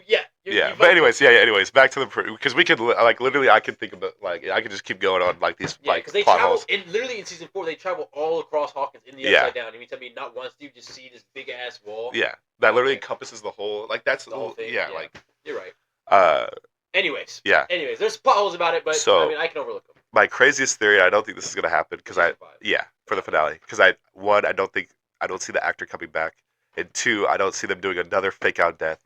But I've been seeing these rumors, and I think it would be this would be like pretty crazy, but if they were to bring back Eddie, but I've seen like rumors that he's like a demo bat or like he's like that'd be stupid. It would be stupid. This is a very stupid theory, but we've seen a lot of stupidity in this volume. Yeah. And at the end, if Steve does die without Dustin dying, how do I even explain my theory? That's how dumb it is. Yeah, it is really dumb. But I think it could be stupid enough that they do it. They kill Steve, and they bring back Eddie. Like, they bring him back to, his normal form where he's able to live somehow. Listen, it's a dumb theory. Don't get mad. Let me explain.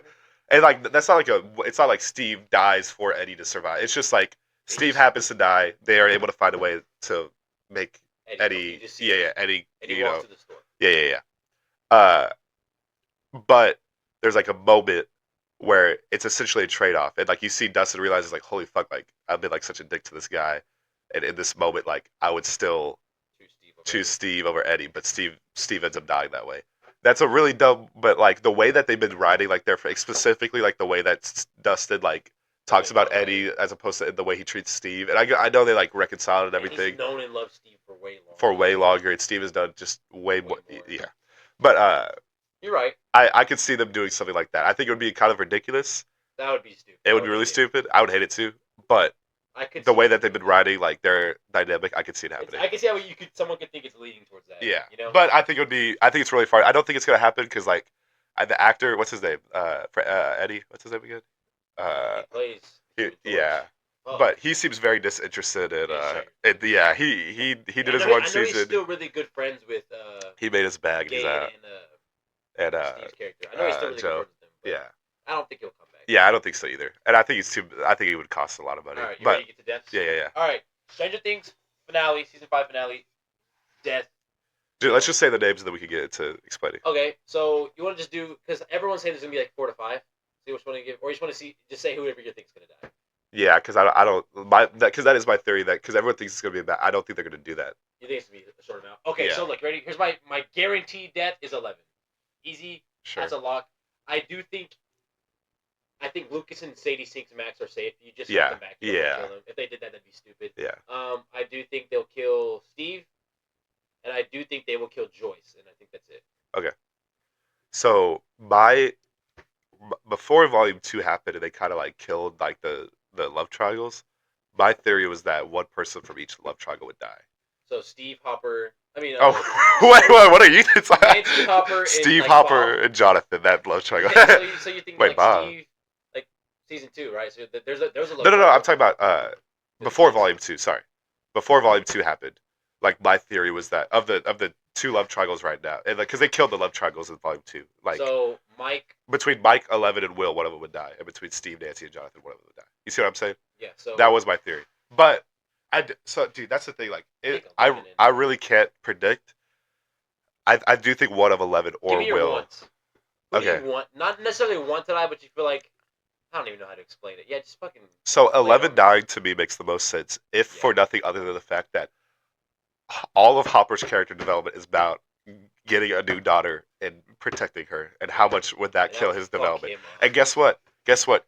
You could have killed 11 if you just went through with killing Hopper. And you would not have to worry about that. You would not have to worry. Anyways, I'm not going to go there. What if Hopper dies and then he just kills Kali? He's like so fucking pissed. If 11 dies, you mean? Yeah, and Hopper just kills Kali. And he... Kali... Okay, so Vecna for sure is dying. Henry, Vecna, whatever. He's going to die. That's my number one. Like I said, I do think they brought a lot of these side characters with the purpose of killing them to try to make you feel bad. Derek? Not Derek. Like Mr. Clark. Yeah. Murray, I think is for sure going to die. He's just too. Gonna break Manny's heart. Bro, it's gonna break. Murray's fucking hilarious, bro. Santa Claus. But and this is another problem I have with like all these characters coming into the Upside Down. This is like what I'm gonna compare it to. Imagine if like Ned Leeds was on the final battlefield in Avengers Endgame. It would be so goofy. Like Murray's a great character. Murray does not need to be sitting here trying to fight Vecna. Like that makes no sense. You remember how you were like the '80s theme is gone and all this. And yeah. You know how we were like, okay, the Demogorgons now are just kind of whatever. And in season 1 you loved them. Dude, if we saw like anybody in the Upside Down in season 1 or 2, you were scared. Yeah. Now it's like if we're in the Upside Down, they're just hanging out. Yeah, everyone's just having chilling. They're cracking a cold one in the Upside Down. Which I mean, whatever, you know. How good do you think a beer is in the Upside Down? Dude, I could see it being like cold. It'd probably have like little like. Nah, do you think it'd be slimy? Yeah, it'd be slimy. Oh hell no. Would you pop it open though? Like imagine like a. I feel like it would taste like an IPA. Yeah. It would be like really hoppy and really. It'd be really. Sorry. Anyways, how do you think I need to stop fantasizing about liquor in the Upside. We'll go to Bar Milo after this. Yeah, dude. No, they're having a. Of course. They're having a. Did you see Tanner? They're having a no. But they're having a Christmas party at Milo's. They told me to pull up. Okay. So you're down to go? Today? Yeah. Hold on. Sorry guys, we'll see you later. Oh yeah. No, I'm joking. No, that was a total joke. It's 11. Yeah, no, we got plenty of time. Yeah, no, I was totally just fucking around. As far as I'm down to go, but I just mean. No. I'm down to go. I just mean like, as because I was saying like we're gonna cut the cameras. Yeah. Oh, yeah. Yeah, but we got plenty of time. Anyways, sorry. This is the longest. Oh yeah. Film. How about what's finale, it at? 1:15. Oh, nice. For your finale, what are your finale predictions? How do you think the episode's gonna go? Because it's 2 hours long. Yeah. Dude. So let me just because I can't keep on like teetering on this. I think Jonathan's gonna die. They faked his death already. I don't think that was a full fake out death. A full fake out death is like. Okay, Jonathan's dead. Yeah, Jonathan, I think is gonna die because a big part too is like Joyce has been so neglectful of Jonathan in pursuit of protecting Will. And so I think making her realize like she's fucking up in that way by killing Jonathan. Maybe that's why you can't kill Joyce too, because her whole character's been about protecting her son. If you just kill Joyce, then it's all kind of for nothing. Yeah. So Jonathan, I think is gonna die. And then, dude, one of Will or 11 has to die in my opinion. You could both. Fuck it. I'm gonna. Really do damage? You want to do damage? Take both of Joyce's. Oh, you know another theory I've seen. Mike is gonna die because Vecna's gonna see that Will and 11 both love Mike, and he's gonna kill Mike, and I could see that happening. I could too, but the big reason why I strayed away from saying Mike is gonna die and Hopper because how lame he was in Volume 2, how useless he was. No, because of that leaked like set photo where it was like the end of them. Oh yeah. It was just Hopper and Mike. That's true. They said they filmed like 3 different endings. Yeah, because there's one with like Dustin and Steve too. And so I'm just like, that's the one I believe the most. So I'm just kind of like straying away from Mike and Hopper dying. And I'm so convinced in my mind that Mike's gonna live that if he does die, that's probably the most shocked I'll be. Yeah, I think there's a good chance. Okay, I know I can't. I think Jonathan. Hopper fake death in Volume 1. Yeah. He was like, another one. Okay. This is my final. I think one of the side. I don't even care who. Murray, Mr. Clark, Eric, or not Erica, or Vicky. One of those 3 random ones that they threw down there are gonna die. Vicky, or not Vicky. Sorry, Callie. Vecna, of course, and then I think as far as the like main characters, I think Jonathan, and I think one of Will or 11, and I literally can't even like fully grasp who could be. Yeah, but I if they're killing Jonathan, I would assume they would have killed both. So I'm gonna say 11. That's fair, but I mean, I could see you could really fuck up Joyce's whole character if you take away both her kids. Dude, that would be a horrifying. Yeah, what would she even do? Do you think there's a chance that Vecna just wins? Because Steve's plan is insane. Yeah. Let him start the collapse, and then once it gets to the antenna, then we go through and fight him. That's an insane plan. Yeah. But no. Because they're not gonna make them. So like because I'm a huge D&D guy. Like literally, like the whole point of D&D. D&D is supposed to be like the most. It's at its core. It's evolved a lot, and I won't like get into it. It's become more like character driven and more like role playing. At its core, though, it's like we're these super badass. Like you're a knight, I'm a wizard. Like we're so powerful, and we're fighting monsters. And it's not like, oh, this monster has feelings. And it's like no, the dragon took the princess. There's a big dungeon. We're gonna go find a whole bunch of cool loot and gold, save the princess, kill the dragon. And I think they're gonna keep that principle of. Do you think? So there's this whole thing. Me and you have not seen the Stranger Things play. Yeah. Apparently it's canon. That's the stupidest shit you can play. That you can only see in New York canon. But there is. What's these? There is a. We're so Byler coded. Obviously, Vecna's not the main bad guy, right? Oh. Sorry, go ahead. Controlled by Mind Flayer, or what I'm seeing is there's a dragon. Thessal Hydra. Okay, yeah, this is actually. If they don't do the Thessal Hydra, I will be pissed. If you have a whole show based on this is a this is whatever. And then you have these paintings of this, and then you hit at this big, massive, like the coolest looking dragon ever. This could be a hand. I saw. Yeah, a hand or whatever. And you don't do the Thessal. That's a good point. I will be super. That would be like Byler coming together for me if they don't do the Thessal. If they don't do the Thessal Hydra, I would crash out. They stop that. The power of friendship. Oh, the power of friendship and the power of Byler. The power of Byler. That's gonna kill the Vessel Hydra. Dude, Volume 2 is such a disappointment. It's so bad. It's so bad. Dude, it's. I want to put this out there too for everyone watching. We might be hosting a Stranger Things watch party.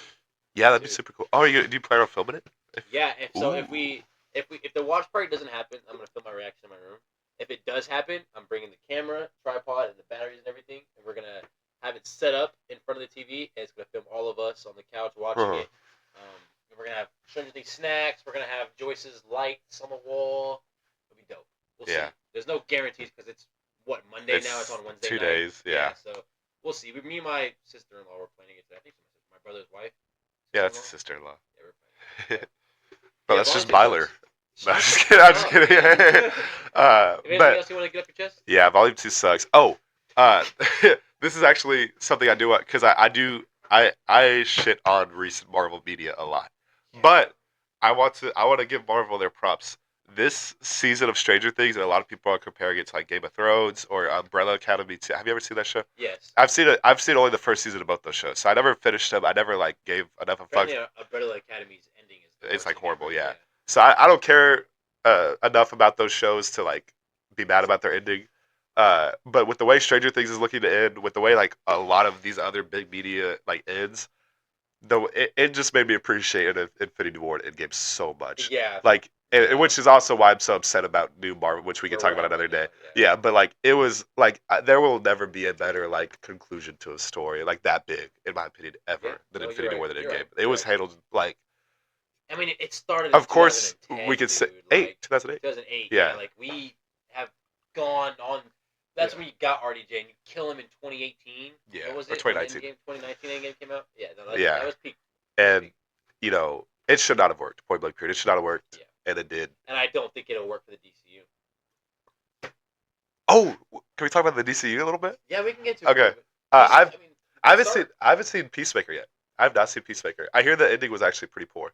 So I heard like it was gas. I'm not gonna give you any spoilers because just in case you do watch it, because me and you. Yeah, I plan on watching it. Me and Britt were big Peacemaker guys in high school. Oh wait. We used to have a class together our senior year of high school when Peacemaker came out. Was it economics? It was some government or yeah. And we were watching it. Literally, I'd be sitting there. I'd set up my. I'd set up my backpack. The HBO. I'd put my phone up, and I would just lean back, and it was right after lunch too. So my fat ass, I always had like, I always had some food and a large Coke, and I would just get greasy and watching Peacemaker. It was the best time of our lives. Yeah. Probably. Now I will say, I peaked. Anyways, season 1 it's phenomenal. Yeah. Right. Season 2 is a step down. The ending is super anticlimactic for the show, but for the DCU, sets up a lot. Yeah. But it's just because I hear it leads into Lanterns. It leads into it. Yeah. I mean. It could, but I mean, it's really whatever. If you're a big DCU comics guy and fan, like I'm more Marvel. That's all Marvel. Yeah. You're more DC. Yeah. Probably way more than I am. For sure. I'm more DC in general than Marvel as far as comics. It's something you would be hyped about more than I was, right? Which is cool, and I'm still excited for it. Yeah. It's gonna be great. Yeah. Because it's James Gunn, obviously. Also, I have strong opinions about Lanterns. How I think that show's gonna suck. Dude, actually, I have a similar opinion. Yeah, it's called Lanterns. It's not called Green Lanterns. It's gray as fuck. It's gonna be military style. Yeah. James Gunn's not involved. I'm not excited. Yeah. I think it'll be at the last episode. We'll finally get the ring put on the finger, and it'll be like an ugly CGI. Yeah, it'll be like a military style. Yeah. I'm nervous. I'm excited. I'm nervous. Yeah, me too. And I'm the biggest Green Lanterns fan, by the way. Yeah. Like I am. This needs to be known. Like Green Lantern, you can make a whole cinematic universe only on the Lantern, like all the different colors, like the. Who's your favorite? How, like, which how sucks for us. How Solo's. I know that. Okay, that's the thing I hate. I wanted all of the main classic characters to be all like late 20s, early mid 30s. Yeah. I hate that Hal is like 50 and like. Which I love. Jon Stewart is amazing too. I love Jon Stewart. Stewart's the one I grew up on with DC shows. Yeah. Jon Stewart is awesome, and so I have no problem them. Like with both of them being involved, but it's very clear that Hal might even die in the show before even ever being in like a Justice League. It's for sure passing of the torch. Yeah, which sucks because we never even saw the torch being lit. Exactly. I don't want an old Batman either. I'm super. Oh wait, yeah. So I don't want a Ben Affleck. So we've got 3. I think I could be mistaken, but there's 3 new projects next year. That being Supergirl, Lanterns, and Clayface. Rank them in. How good or how excited you are? Okay, so excited. Before the whole Lanterns thing, I would put Lanterns 1. Now I'm gonna put. Yeah. It might shock some people. I'm gonna put Clayface 1. Yeah. I've seen the set photos. I've seen everything about it, and it's our first it's a horror DC movie that I'm excited for. Yeah. Right. I don't really like his name, but he looks phenomenal. Yeah. Supergirl. I saw early reviews that it was a good movie. Yeah. Right? And James Gunn didn't. I don't think James Gunn directed it. No. So, and the trailer was more of a teaser, and it looks good. I think Lobo is gonna be dope. Oh, I'm so excited for Lobo. Yeah, so am I. Which I didn't know that in the comic, the reason why she tries to kill Lobo is because he raped her. Yeah. Insane. I wonder if they're gonna do that. I highly so doubt Supergirl that. would be number 2, and then Lanterns is last. I'm still excited for it, but like we just said, it's gonna be great. It's gonna be Hal Jordan dying. Here's the thing about Lanterns, though. Because of how much I love Lanterns, if they actually do the Green Lanterns justice, it'll be my favorite for sure. Yeah, I'm saying this is off of. Just of what we know. Yeah. The possibility of being the best Lanterns. If Lanterns is good, it's gonna be the best. Superman. Oh yeah, like I can't even. It could top. If Lanterns is as good as we think it could be, I could see it. This could be stupid. I could see it being up there with Daredevil. Dude, no. Like if it's characters are just better. Yeah, like, and it's just like, yeah. Oh, dude, like Green Lantern. Like I will never not shut up about how much like the Green Lanterns are just. Did you watch Daredevil Born Again? No, dude, I need to. I will before the new season, so that way when the new season comes out, we could make content about it. But yeah, so like the Dark Knight, which we talked about on JC's thing. Not only do I hate the Dark Knight like trilogy for what it was, or not hate, but don't like it as much as others for what it was. It also like had this huge ripple effect of all these superhero movies being gray, lame, and like so dark. And like you can look at, for example, the Arrow show, which started off great, don't get me wrong, but it's like it's not Green Arrow. That's too comic booky and cringy. It's Arrow, and he's not gonna wear this bright green suit. It's gonna be black, and we're gonna make a Teen Titans live action show, but it's not the Teen Titans. That's lame. It's Titans. Yeah, and that's the vibe Lanterns is giving. But you know what I mean? You know what I mean, though? I know exactly what you mean, and you're absolutely right. I do think. But I'm hoping that they don't. Yeah, the Dark Knight negatively affected movies like that. Yeah. There's some movies that need to be gray. Winter Soldier. Yeah. Oh yeah. But you're right. But I also do think like since 2020, I think we're kind of taking a turn. You saw the Doomsday thing with Cyclops, with Deadpool and Wolverine. Everyone's getting these. Superman, Fantastic Four, the new Spider-Man movie. Like, oh my god! Like everyone is starting to get back to the roots of not Spider. So it's all about Spider-Man, but and like more vibrant and like way more like Sam Raimi Spider-Man. Comes out in what, May? I thought even sooner. I thought it was supposed to be like spring, like February to March. No, it might be. I could be wrong. I don't know. We haven't seen anything other than that. The car thing. The car, but also the we saw them in like their jackets and like we saw the ring on their finger. Yeah, and like I'm kind of weird. Like I'm the kind of person that likes not knowing anything. Yeah. But I want to be excited. I want you to show me. But something. I can't be excited if you're gonna only drop a trailer like 2 months before the show comes out. Like start. Start pushing it out now. It's the yeah. So I want to trust that because James Gunn, even if he doesn't direct or write, he obviously oversees everything and he approved. Like he puts his stamp on everything. So I want to trust that it's not this overly dark and realistic and like militaristic. I think their first mistake was starting off with TV shows, because the MCU started off so. Phase 1 is phenomenal in my opinion. Outside of Thor, maybe, right? If you would have just Thor's underrated to me, but we don't. It's underrated, but it's just not. It's not Iron Man 1 or Cap 1. It's sure. Cap 1. It's not First Avenger, but if you start off the DCU and you gave us Solo Superman, and that movie was so good. It was. Right? It was perfect. It's the best literally. Oh yeah, perfect. Now after that, I would like a solo Batman. Yeah. And you can't give us Flash yet, obviously, because that just wouldn't probably make any sense. But then, I don't know, maybe make the Lanterns thing a movie. Yeah. I would have liked the movie more. Oh yeah, because give us a Wonder Woman, because the first Wonder Woman movie you gave us with Gal Gadot, even though she sucked, was great. Really good. Yeah. And that is, I do agree with you too, because like I said, you could make a whole cinematic universe alone on the Green Lantern. So if you start with the movie and then you do a show, or there's a million ways you could go about it. So yeah, I definitely could see the argument of Green Lantern would have been better to start as a movie. I mean, but at the end of the day, whether it's a movie or a show, it has to be good. It doesn't matter if it's a good product. Then like great. Like I'd assume it's gonna be 7 to 9 outside episodes. Of what? Netflix Daredevil. There's not very many good superhero live action shows. Like some people will say Peacemaker. Loki, Peacemaker, Daredevil. What am I missing? Jessica Jones season 1. Jessica Jones season 1 and 2 probably. Yeah. Punisher's alright. Luke Cage season 1. Like the first half of season 1 was perfect, and then they killed. I can't remember the villain's name, but they killed that villain in it. No, don't even say. Dude, okay. Iron Fist was like I defended that shit because it was just it sucked. I still defend it. Sucked, but it was like it sucks, but it's just so funny and goofy. But and that Asian girl was bad. Oh, dude, don't even. Yeah. Anyways, but also Iron Fist, like isn't Iron Fist. He's just a good guy who can fight and rich. Yeah. Oh, and then they just wanted to make him like the Tony Stark for the Defenders. It was so weird. He has a gun. Yeah, he has an iron gun. Anyways, live action TV shows, not much. Season 2 is a clear Doom Patrol. Have you ever watched Doom Patrol? It was on the DC streaming app with the Titans show, and it is it is actually like it is on par with there. I'm not even joking. Bullshit. Dude, I swear to God, Doom Patrol. Sorry, I'm all stuffy, so it's hard to. Doom Patrol. Who's that about? It's about the Doom Patrol. It's almost like they're like, it's like they're weird. Like, it's almost like they're X-Men. Oh, no, because like, but it's like if the X-Men were like experimented on to become live action. Yeah, it's live action, dude. I swear to God, it's peak. Any Doom Patrol Cyborg's in it. They have a cyborg in that show. Okay. Anybody that's watched Doom Patrol knows it's the truth. It's like probably the most underrated live action superhero show ever. Daredevil is. It's not as good as Daredevil. Daredevil might be my favorite show ever.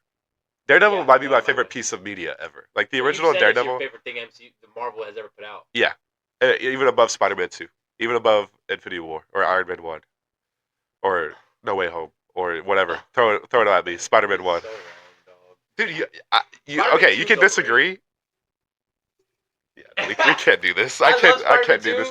I love Spider-Man 2. I love it. Do you think No Way Home is better than? Do you think as a movie, No Way Home is better than Spider-Man 2? I think the last. Cut the cameras. Minutes, yes. Cut the cameras. The last 45 minutes of No Way Home is the best Spider-Man movie. Cut the cameras. I think Tom Holland's Spider-Man is better than Tom McGuire's Spider-Man by far. Tom McGuire's just a fat, chubby guy who's fixed my door. I love Toby though, dude.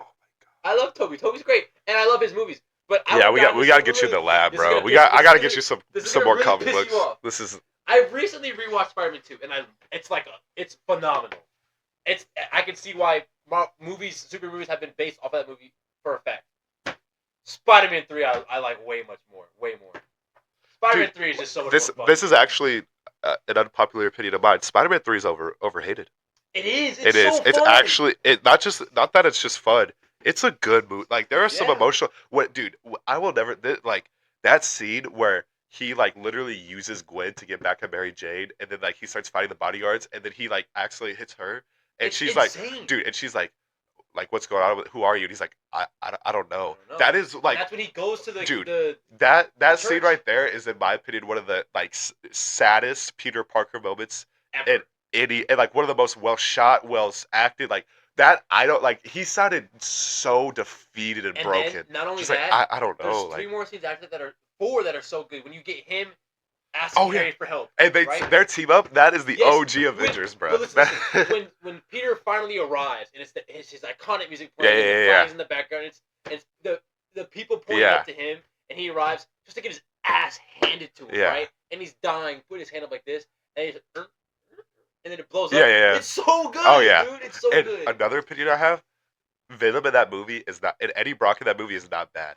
He's better than the Venom we get in the movies. Yes, he's better than the Venom movies. I get it's by no means comic accurate, but he is supposed to be a direct like mirror to Tobey Maguire's Peter Parker, and he is like he's this like dweeb that thinks he's cool, but is actually just a dick. Like like he is the epitome of what like Peter would be if he was like a dick in the Tobey or in the Sam Raimi verse, and so I get in total like there was too much going on, but every like story told was good. Like Sandman with his daughter was fucking beautiful. Phenomenal. And, like, was and beautiful. His whole with the holding the thing, that is one of the best scenes, bro. Oh my god! And then, the more you think about it, it's like Spider-Man 2 has phenomenal moments. Okay, Spider-Man 2 is better than Spider-Man 3. Spider-Man 2 is phenomenal, but dude, this is so good. No.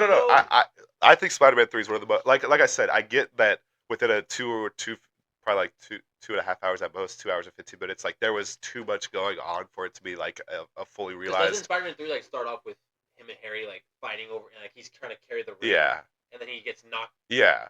Okay. And so the amnesia thing was dumb, and like, but like into like obviously at this point, like I said, my thing is yes, there's too much going on for it only being one movie. Like I feel like that definitely could have been like a 2-part thing or whatever.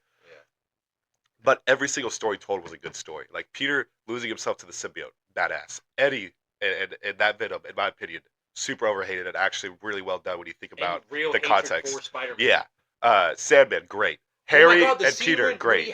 When Peter has the symbiote and he's going under the sewers to get Sandman to kill him. Yeah. It's so good. Yeah. Oh my, that movie is so good. Yeah, it is. Dude, Spider-Man 1, 2, and 3 are so good. Just which makes TASM 2 so much better because TASM 2 is better than both of those, all three of those movies.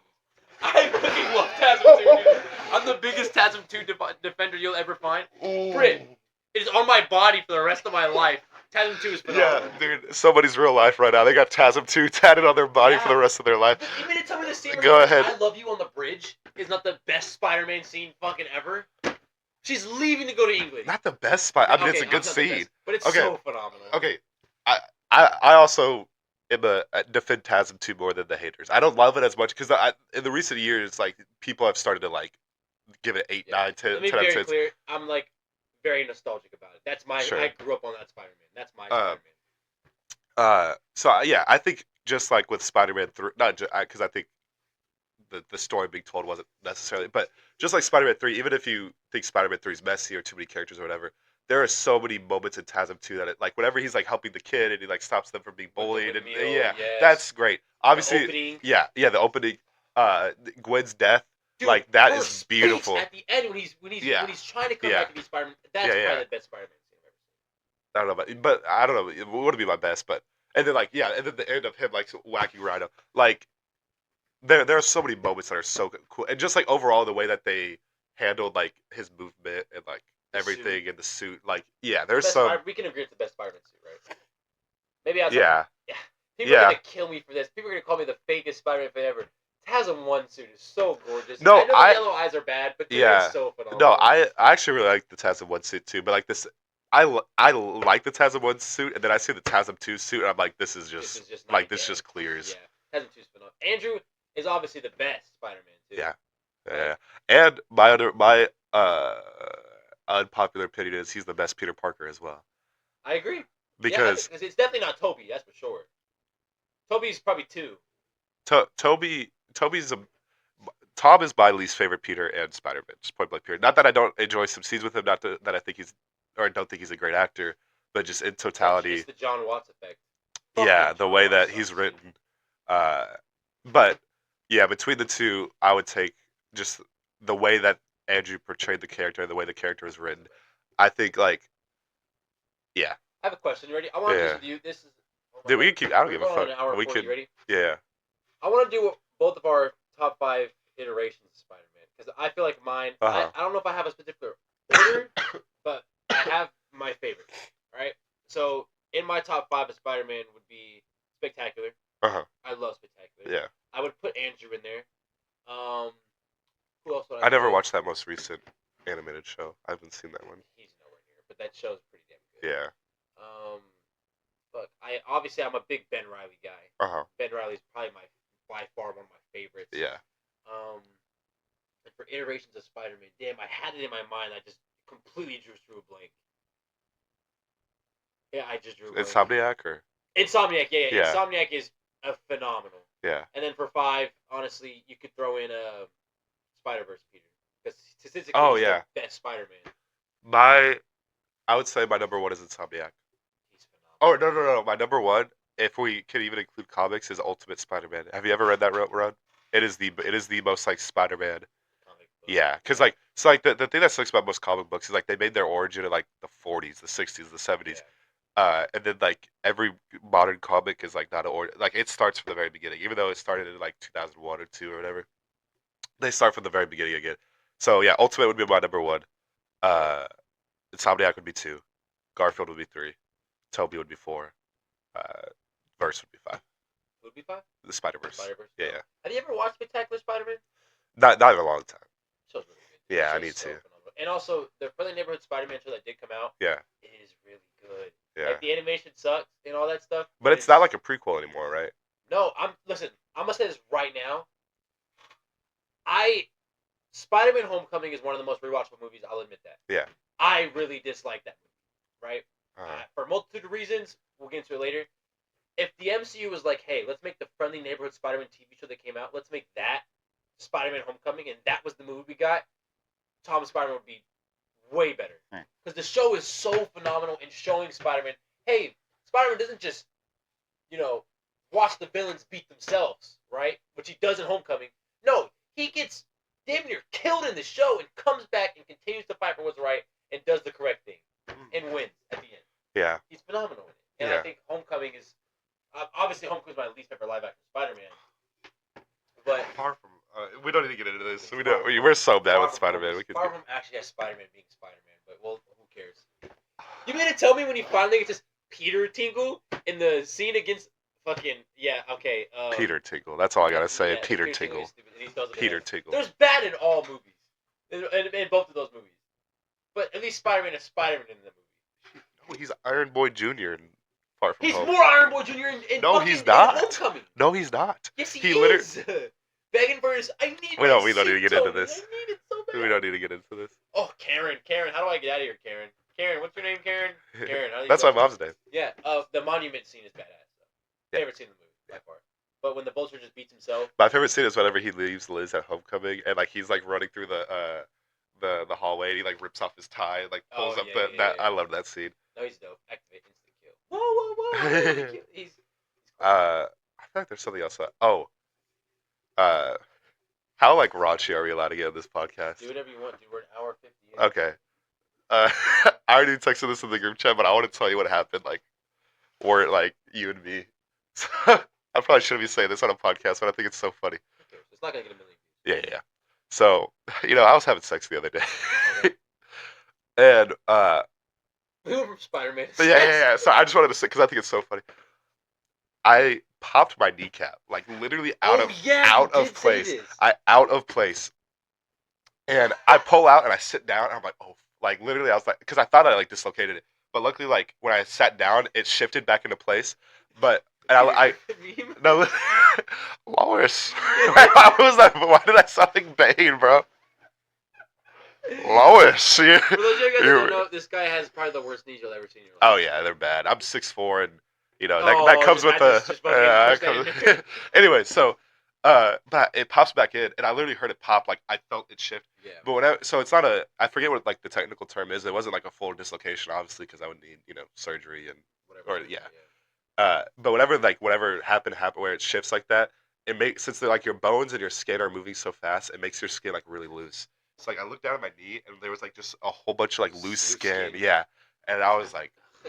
But you're either hungry or not, and I was hungry, so I kept. Yes, absolutely. What else was I gonna do? Dude. Yeah. Anyway, job's not finished. What's there to be happy about? No. I'm not gonna. No. Don't even stop that. Don't even do that. I apologize. Don't even do that. That is a funny story, though. But, dude. I've never had anything like that happen to me before. Yeah, dude. That's the second time something like that has happened to me. Because, dude, I'll never forget telling Manny this like sophomore year. I love the Fortnite one. Oh, that's a great one. But so, I have too many. But the sophomore year, like, it was the first time. it was the first time I was ever, getting head. Yeah. No, just getting head. Oh yeah, with the. And she, and she was on top of me while she was doing it. Why are you whispering? And she like, I heard my knee pop. It wasn't like this, where like it shifted, but like I just heard it pop, and it hurt so bad. In a car, right? Yeah, and it hurt so bad.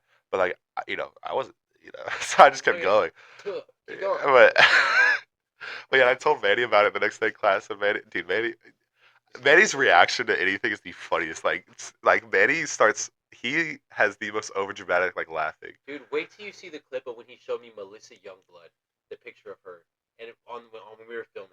And it was the funniest shit I've ever seen in my life. And his reaction to it is the funniest thing in the world. It's funny.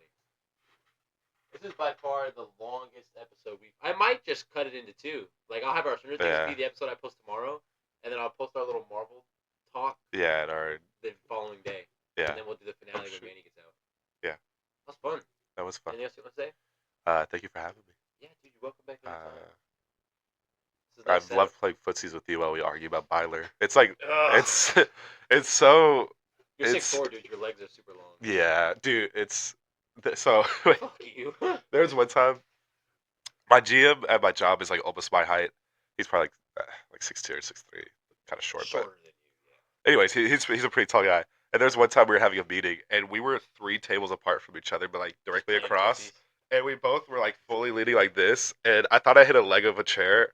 And my GM, he goes, bro, what are you doing? I was like, oh, everybody? yeah, no, yeah, and everyone was like, just started dying because we were literally like 3 whole like tables across from each other, and like we like fully extended, like we're able to like hit each other. That's funny. You're like, my team's pretty cool too. Yeah, yeah, my team's. Yeah, but you would be like the kind of tension we felt throughout this podcast episode is the same tension that Will and Mike feel, and that's why Byler will be in game in the finale of Stranger Things. It's over. I'm ending. And I hope you have a great day. Thank you guys. Thank you for having me. I loved being here.